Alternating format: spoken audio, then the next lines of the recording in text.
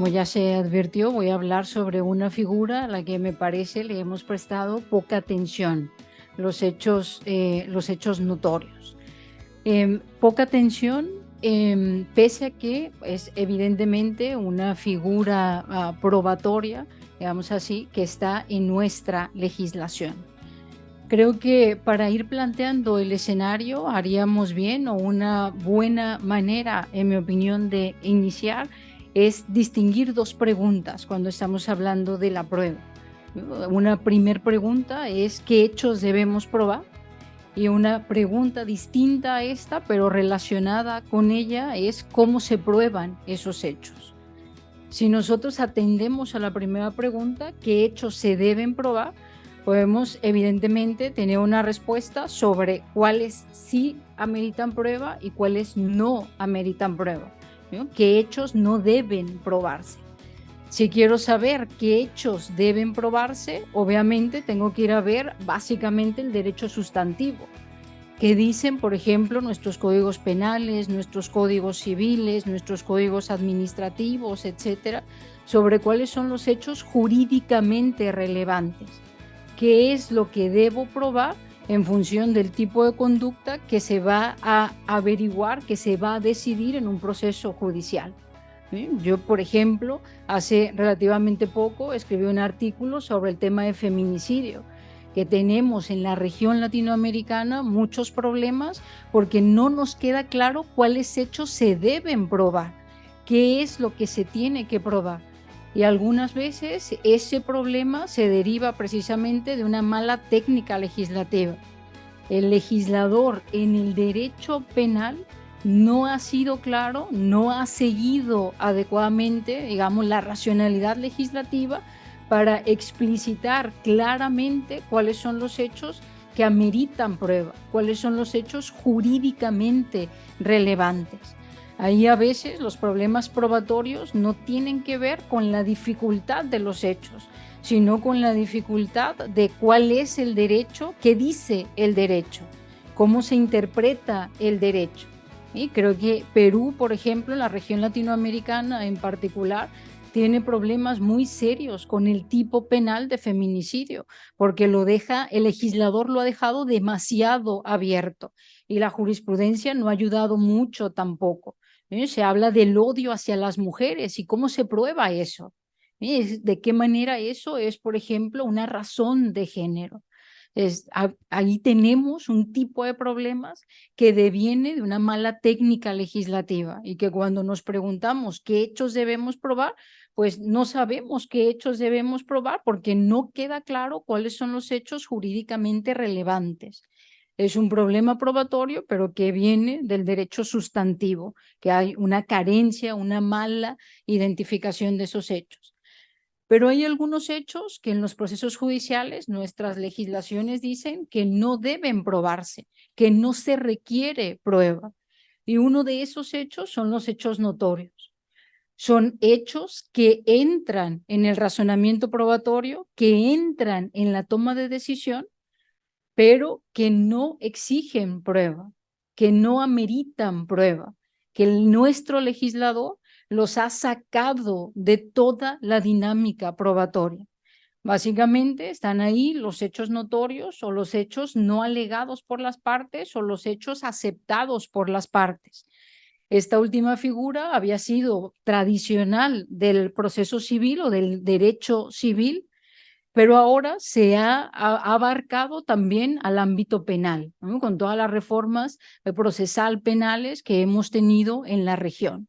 Entonces, son hechos que no requieren prueba, es decir, que no podemos presentar prueba sobre ellos, pero que en cambio sí entran en el razonamiento probatorio, que sí van a tener una influencia en la toma de decisión.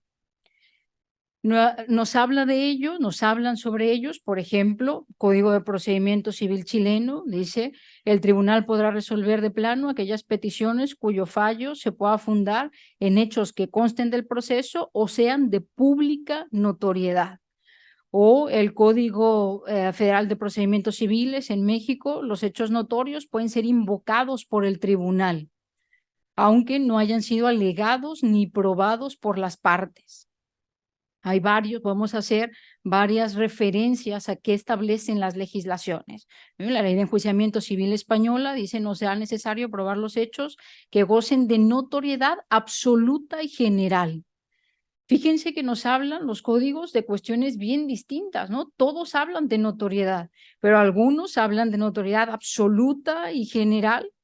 Otros hablan simplemente de invocar hechos notorios, de la atribución de los jueces, etcétera. No encontramos en nuestra legislación una definición de los hechos notorios, sino solo estas alusiones generales en nuestros códigos procesales.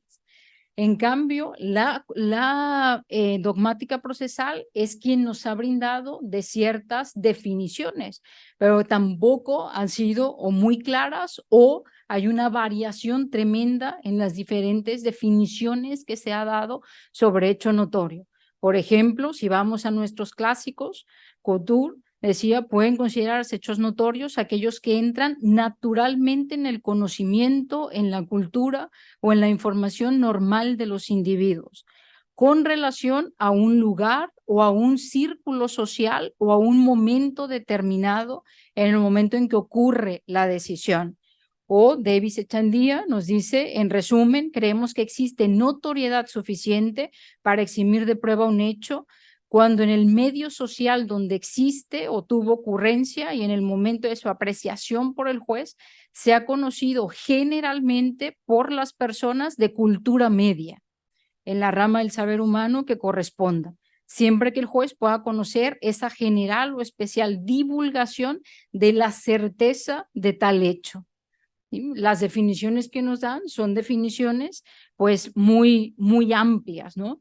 Pero todas ellas apuntan, bueno, a que no ameritan prueba, pero forman parte del razonamiento probatorio y que de alguna medida o en fuerte medida dependen de la cultura del juez, del conocimiento de los jueces.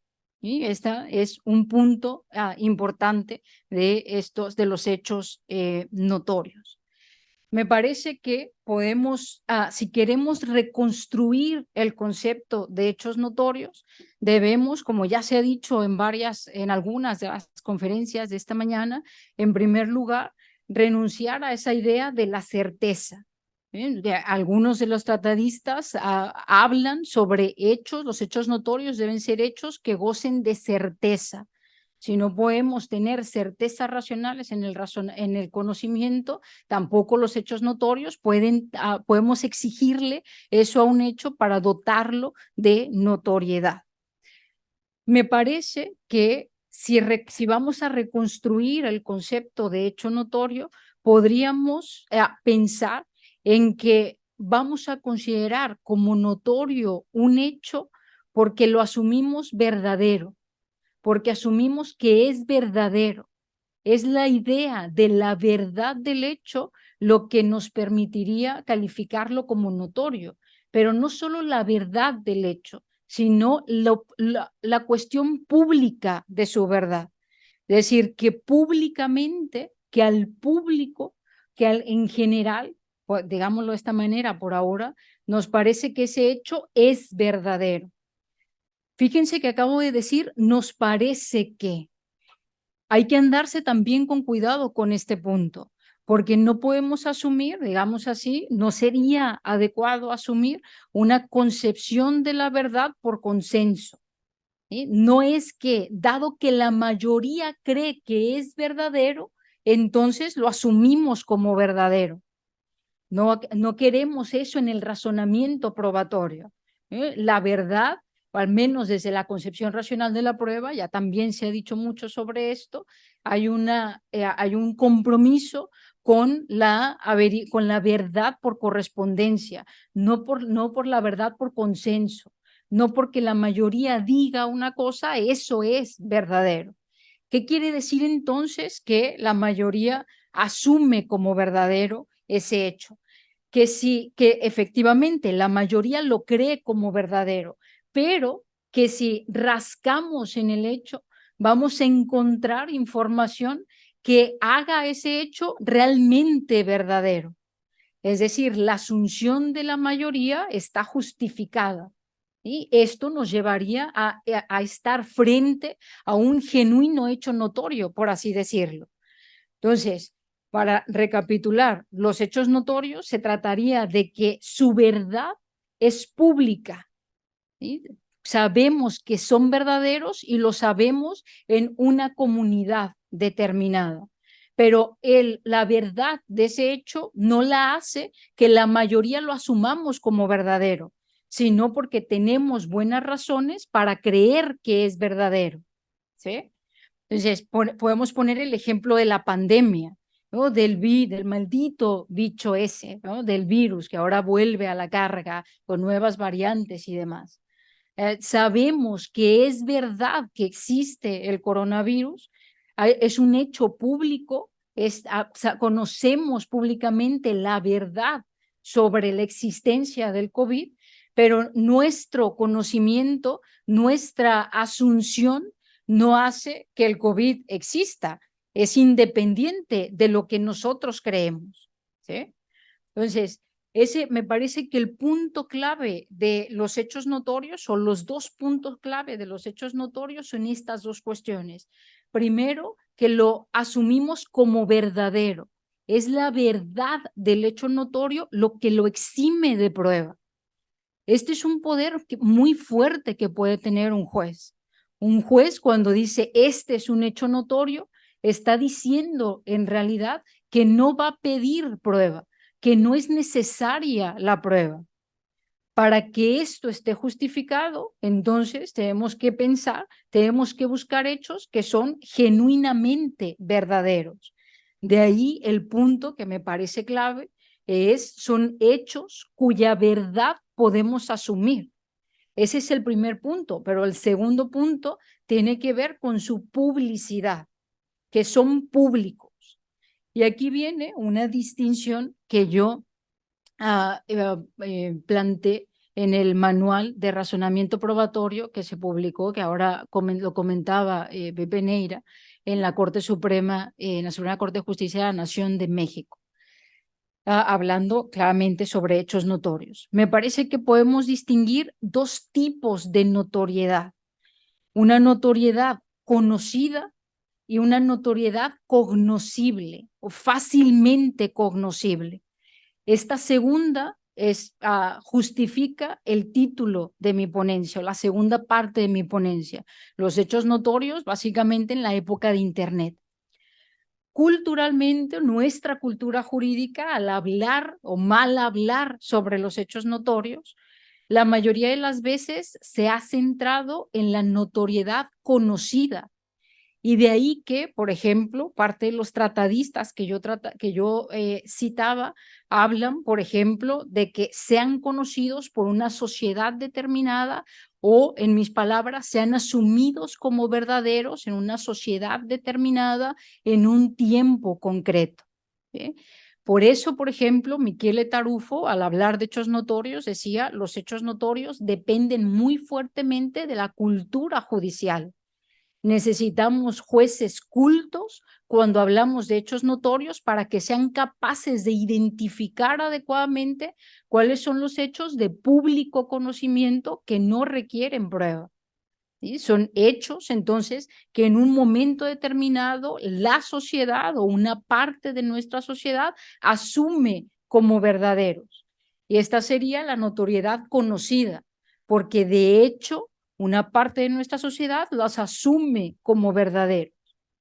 Pero en cambio hay otro tipo de notoriedad fácilmente cognoscibles. Esto quiere decir que podemos conocer la verdad de esos hechos de una manera fácil, relativamente fácil y fiable.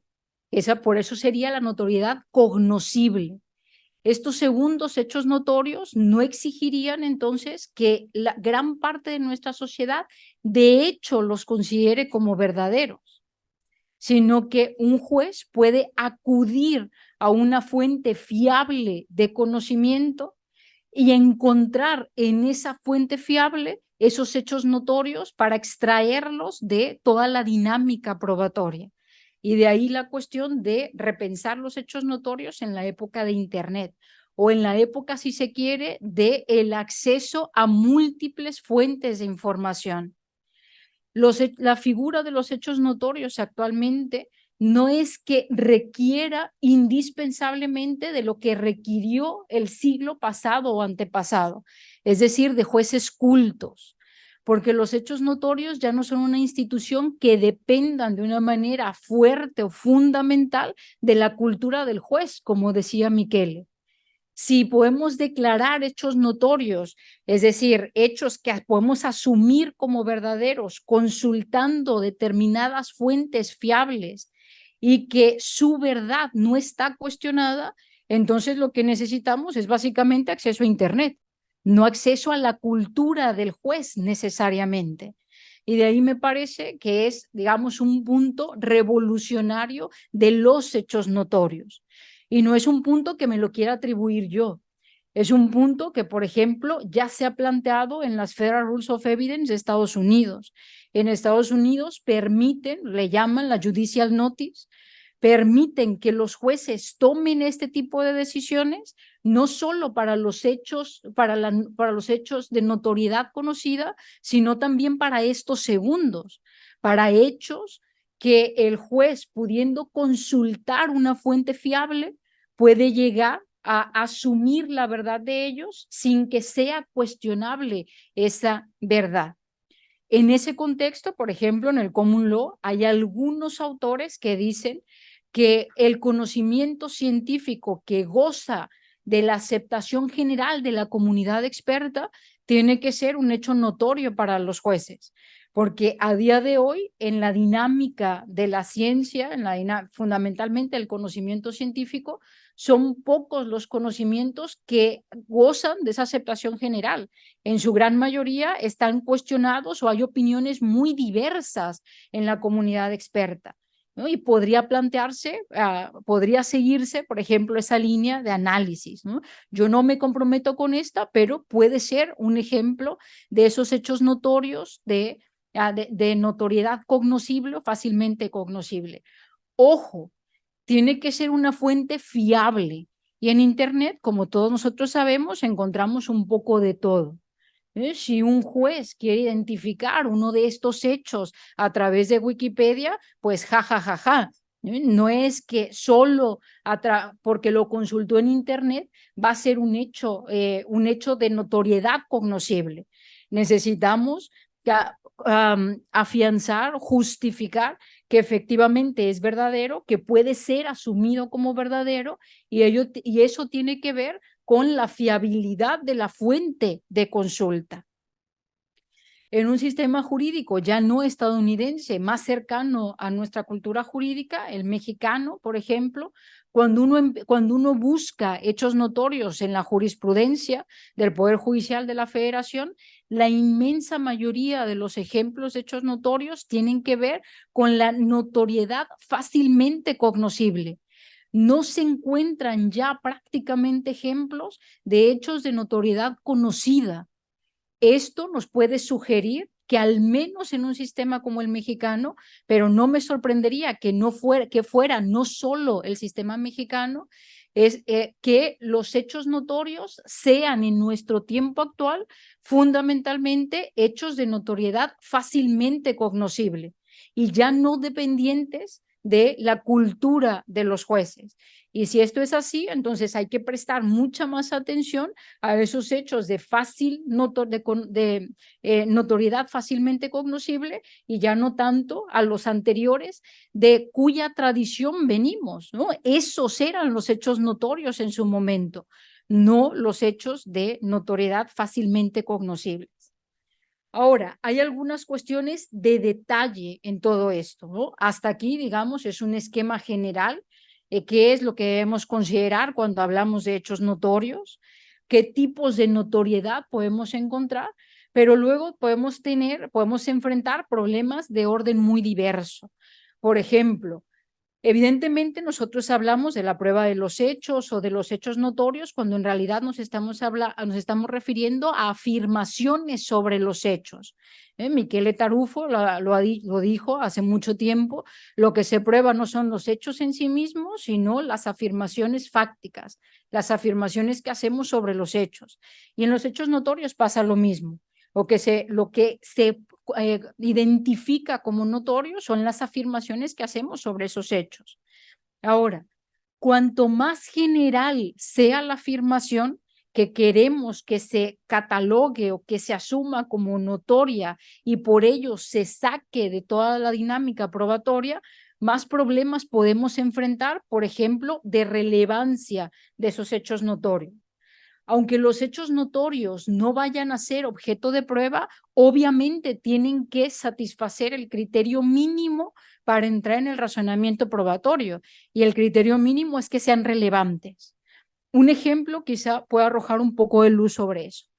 Cuando estaba escribiendo precisamente ese artículo que les contaba al inicio sobre la prueba del feminicidio, encontré varios textos, muchos de ellos en el ámbito argentino, que decían que la relación de poder o la relación asimétrica entre hombres y mujeres no debería aprobarse, sino asumirse como un hecho notorio y que no debería ser objeto de prueba, debería salir de las cuestiones que debería probar la fiscalía, porque nuestras sociedades ya se sabe que tenemos una dinámica de desigualdad entre hombres y mujeres.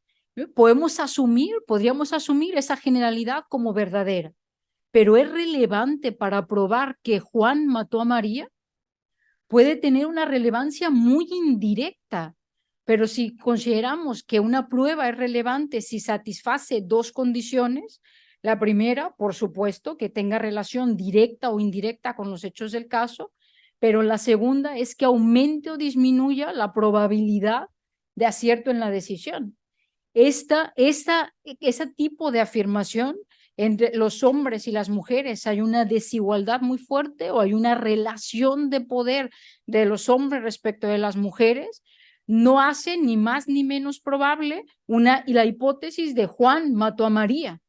Entonces, no es relevante para el razonamiento probatorio.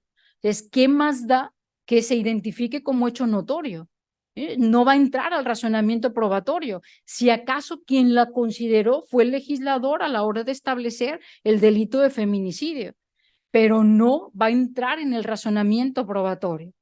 Entonces, cuanto más general sea la afirmación que pretendemos que sea considerada como hecho notorio, podemos toparnos con muchos problemas de relevancia para el razonamiento de los hechos o sobre los hechos del que estamos hablando. Que hay que tener cuidado con cuán amplias van a ser esas afirmaciones cuán generales van a ser esas afirmaciones que queremos sean declaradas como hechos notorios. Ahora, hay hechos notorios que pueden ser de hechos específicos.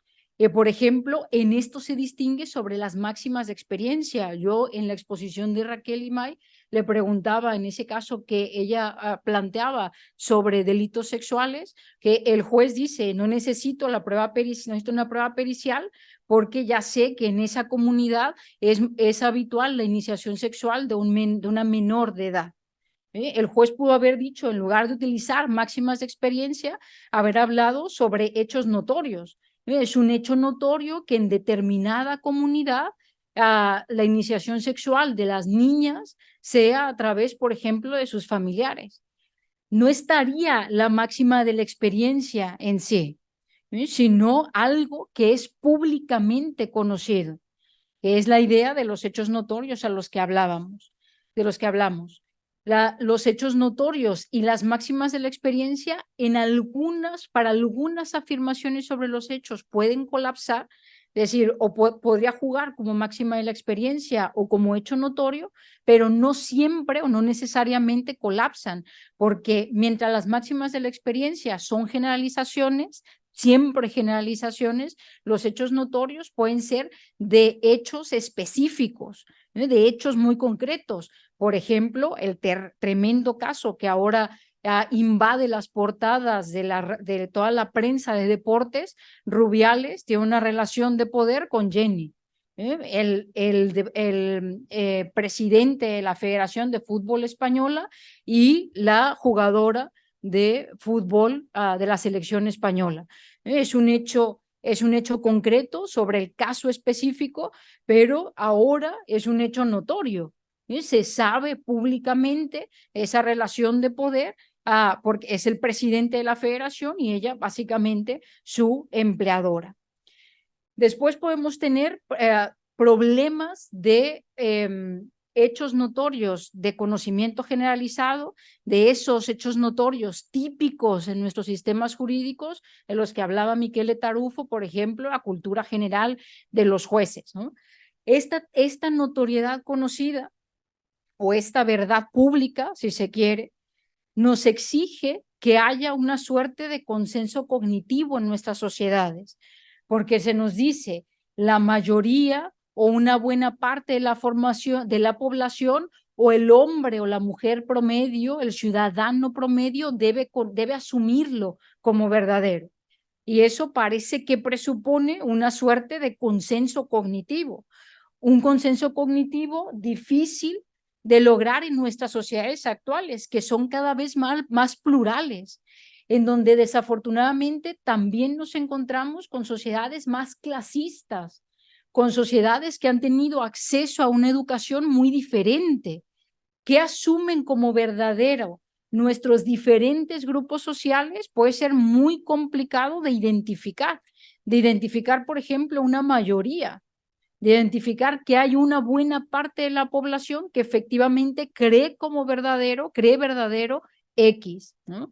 Ahí sobre el consenso cognitivo podemos encontrar pues problemas, por ejemplo, sobre cuán general debe ser el conocimiento de esos hechos que van a ser considerados como notorios, o si estamos dispuestos a asumir como hechos notorios valoraciones de nuestra sociedad, que no son propiamente hechos, sino una valoración de lo que nuestras sociedades considera como correcto o como lo que se debe hacer. Por ejemplo, si queremos considerar como un hecho notorio que las mujeres se dedican a las labores de cuidado, ¿no? Las mujeres deberían dedicarse a las labores de cuidado. Está bien que las mujeres en su gran mayoría se dediquen a las labores de cuidado.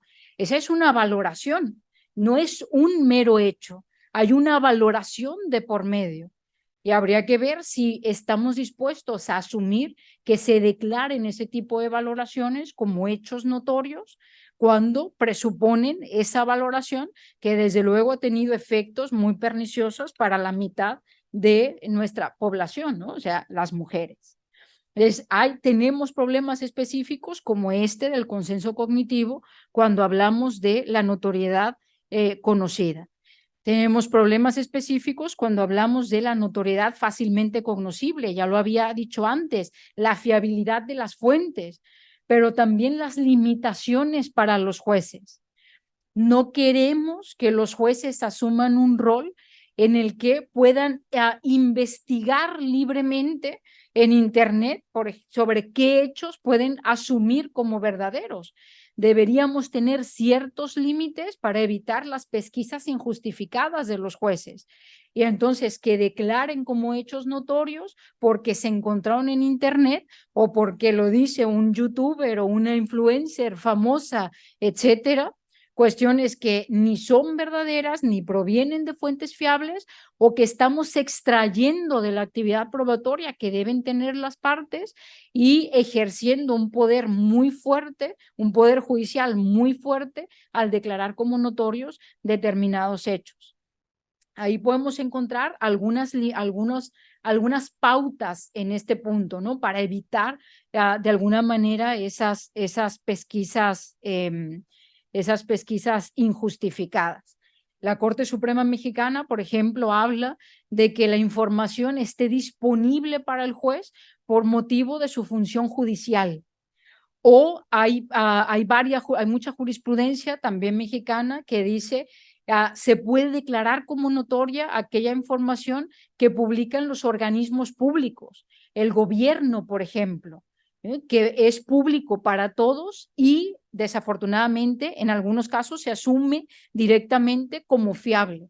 Digo desafortunadamente porque aunque la información haya sido publicada por el gobierno, por el Estado, eso no supone que la hace fiable. Los estados pueden maquillar información por necesidades o por intereses simplemente partidistas, de gobierno, económicos, etcétera. Y no me parece que pueda hacerse tan fácilmente esta inferencia. Hay en este punto, entonces, algunas limitaciones que ya nuestros propios criterios jurisprudenciales han ido pensando, como estos dos ejemplos, ¿no? Que esté disponible públicamente porque la hacen público los organismos, el salario mínimo de un país, a ciertos indicadores económicos, etcétera, o por motivo de la función judicial de un juez.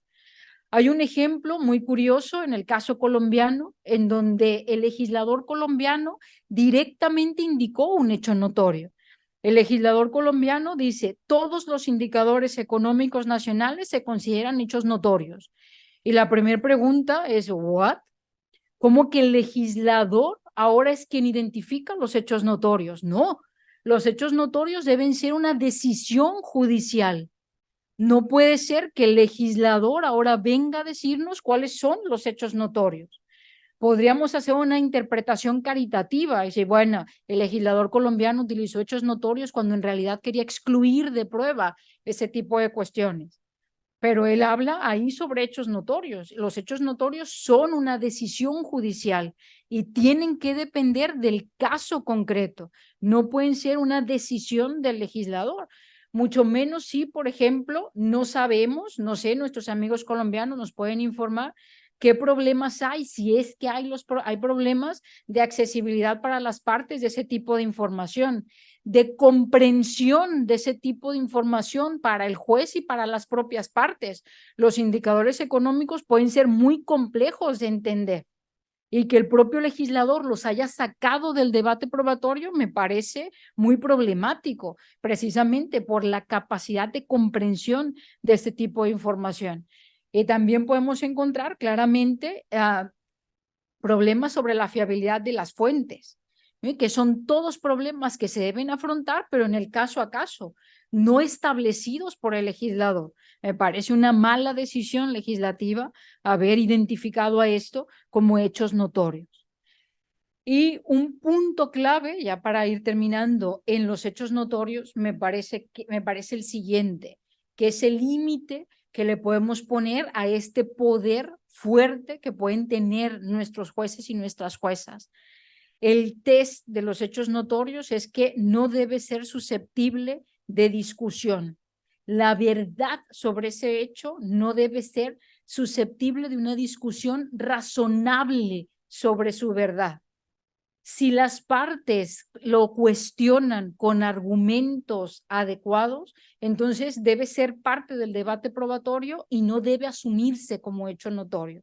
Y a eso me parece que el criterio debe ser muy flexible. Es mucho mejor que se someta a prueba, que sea probado el hecho y no que se asuma como hecho notorio un hecho que las partes están queriendo debatir, cuya verdad están debatiendo o tienen fuentes, tienen información para debatir sobre su verdad. Solo una cuestión adicional más. Los hechos notorios, los hechos no controvertidos o asumidos por las partes, creo que tienen una relación bien importante con lo que tradicionalmente podemos llamar economía procesal. Hay que evitar perder tiempo, dinero y esfuerzo en el proceso judicial, en general y en particular, por supuesto, en materia de prueba.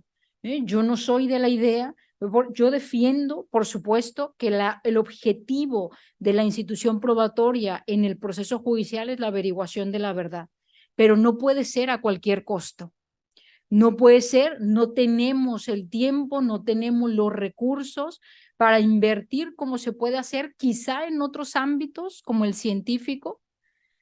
Estamos con muchas limitaciones de tiempo y muchas limitaciones también de recursos.